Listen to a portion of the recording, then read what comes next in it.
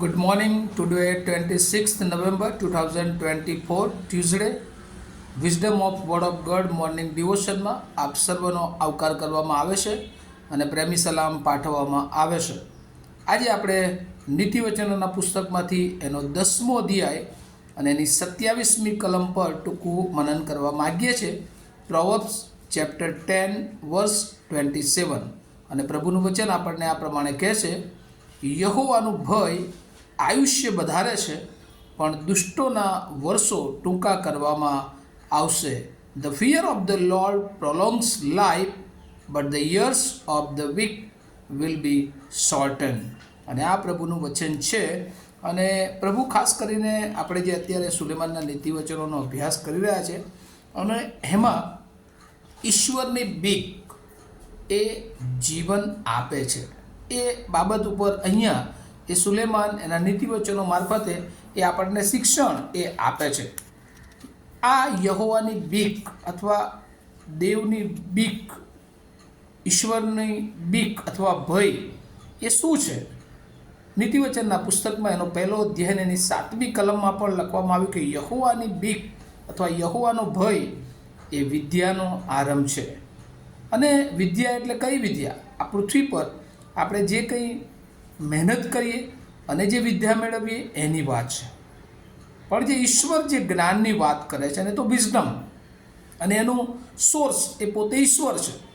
પણ જે આ પૃથ્વી પર આપણે જે વિદ્યા જે આપણે પોતે પ્રયત્ન કરીને એ મેળવીએ છીએ એ વિદ્યા પણ જો આપણે જોઈએ તો કહે છે કે એનો આરંભ, એની બિગિનિંગ, એની શરૂઆત એ યહોવાની બીક છે. હવે આ યહોવાની બીક અથવા ફિયર જે નીતિવચનમાં 10મા અધ્યાયના 17મી કલમમાં જે ફિયર શબ્દ વાપરવામાં આવ્યો છે અને એને માટે હિબ્રુ શબ્દ જે વપરાયો છે એ ઈરાહ.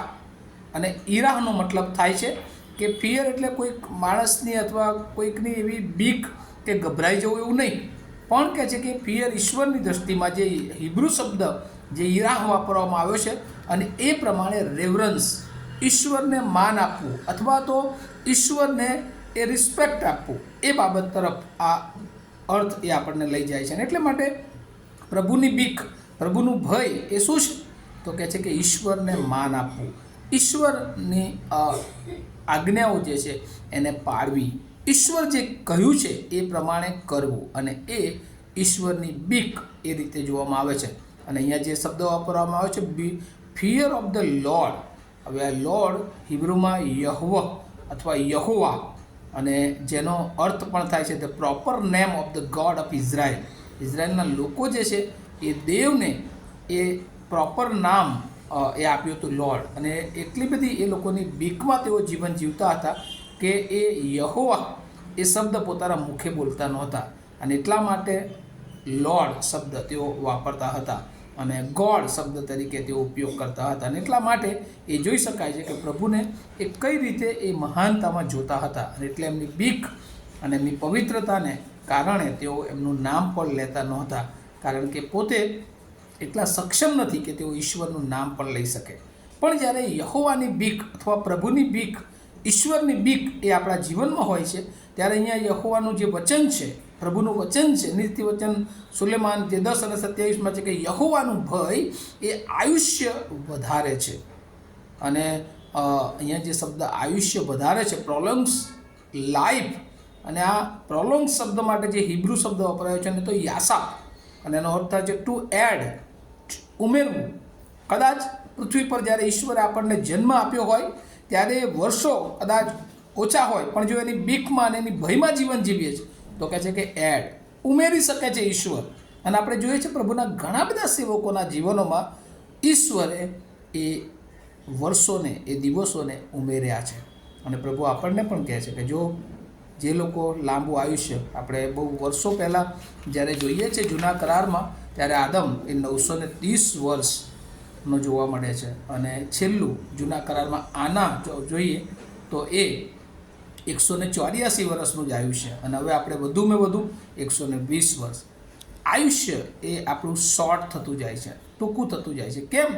કારણ કે રોજે રોજ પ્રભુની બીક અને પ્રભુની ભયમાં જીવન જીવવાનું આપણે ચૂકી ગયા છીએ. અને આપણે બાઇબલમાં જોઈએ તો ઘણા બધા સેવકોએ પ્રભુની બીક રાખી, અને પ્રભુ એમનો મોટો ઉપયોગ કર્યો. જેમ કે નૂહ, પ્રભુની બીકમાં એણે વહાણ તૈયાર કર્યું.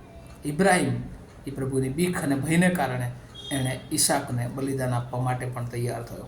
આપણે પ્રભુની બીકને માટે આપણા જીવનને કેવી રીતે આગળ વધારીએ છીએ? કારણ કે યહોવાનું ભય એ આયુષ્ય વધારે છે. અને યસ, જેના માટે હિબ્રુ શબ્દ વાપરવાનો સાન્ના, યર, લેન્થ વધારે છે આપણી. કઈ લેન્થ વધારે છે? બધી જ દિશાઓમાં પ્રભુ આપણને લાંબા આયુષ્યથી તૃપ્ત કરે છે. અને એટલે પ્રભુ આજે ચાહે છે કે આપણે એની બીકમાં, એના ભયમાં જીવન જીવીએ. અને બીજો જે ભાગ છે પેરેલલ, જે ખાસ જે પ્રોબ્સ ચાલી રહ્યા છે ને, એમાં યહોવાનું ભય એ આયુષ્ય વધારે છે, but the years of the weak will be shorten. પણ દુષ્ટોના વર્ષો ટૂંકા કરવામાં આવશે. અને આ વીક, જેના માટે હિબ્રુ શબ્દો વાપરવામાં આવે છે રાસા, અને જેનો મતલબ થાય છે ક્રિમિનલ અથવા એવિલ અથવા અનગોડલી, ઈશ્વરને ન ગમતી બાબતો એ કરનાર માણસ. અને એનું આયુષ્ય કહે છે કે એ જે શોર્ટ, એના માટે હિબ્રુ શબ્દો વાપરવામાં આવે છે કાત્સર, અને ટુ બી શોર્ટ, એ કદાચ જે છે એના કરતાં પણ નાનું એ કરવામાં આવે. અને એટલે ઈશ્વર એ આજે ચાહે છે કે આપણે એના બીકમાં, એના ભયમાં જીવન જીવીએ, કે જેથી કરીને આપણા વર્ષોમાં એ પ્રભુ ઉમેરો કરી શકે. અને દુષ્ટોના વર્ષો એ ટૂંકા કરવામાં આવશે. કારણ કે આપણે જોઈએ છે કે અચાનક, જેમ વંટોળિયું ગયા વખતમાં જોયું હતું, વંટોળિયું આવે થોડું વખત, પણ એક ક્ષણિક હોય છે અને પછી એ જતું રહી શકે છે. અને એ જ રીતે દુષ્ટોના વર્ષો એ ટૂંકા કરવામાં આવશે. અને આજે સવારે પ્રભુ તમને મને શિક્ષણ આપે છે કે ઈશ્વરની બીક એ આપણને જીવન આપે છે, જીવનના વર્ષોમાં વૃદ્ધિ આપે છે. તો આવો આપણે પ્રભુની બીકમાં જીવન જીવવાની શરૂઆત કરીએ. પ્રભુને ગમતું, પ્રભુને હંમેશા માન આપીએ, પ્રથમ સ્થાન આપીએ. અને એ રીતે આપણા જીવનમાં જો પ્રભુને કેન્દ્ર સ્થાને રાખીએ છીએ, પ્રભુ ચોક્કસ એનો મોટો આશીર્વાદ આપણને આપે છે, આપણા જીવનને આશીર્વાદિત કરે છે, અને લાંબા વર્ષો સુધી પ્રભુ આપણને એની સેવામાં તૃપ્ત કરે છે. પ્રાર્થના કરીએ. મારા જીવંત અને દયાળુ ઈશ્વરના બહુ આભાર માનીએ છીએ. તમારી બીક, તમારું ભય, તમારું માન રાખવું, તમારી આજ્ઞામાં ચાલવું, પ્રભુ આ બધી બાબતો મારા જીવનના વર્ષોમાં ઉમેરો કરી આપે છે. અને પ્રભુ એ આનંદિત, આશીર્વાદિત જીવનને માટે તમે એમને તમારી બીક રાખતા પ્રભુ રોજે રોજ શીખવો.